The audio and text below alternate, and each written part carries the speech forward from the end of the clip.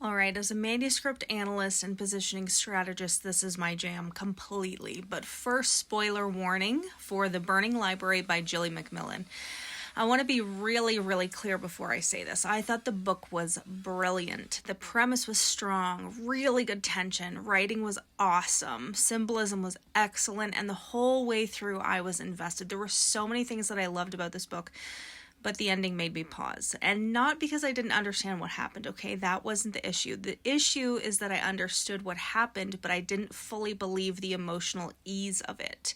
And this is where reader psychology matters at the finish line.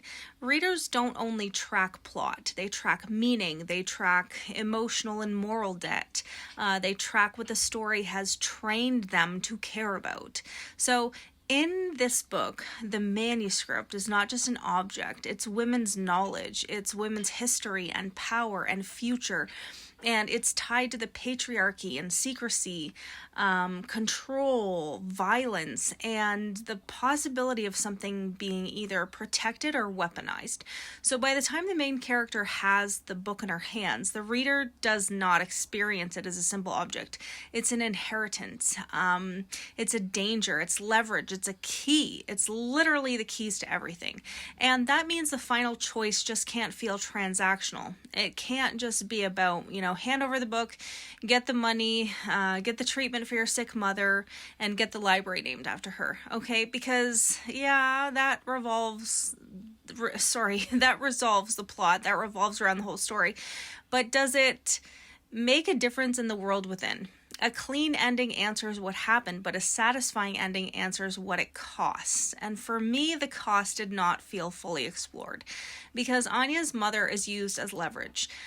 She's taken, used as a bargaining chip, and as a reader, my brain immediately went, wait, where's the rage? Where's the confrontation? Where's the internal struggle?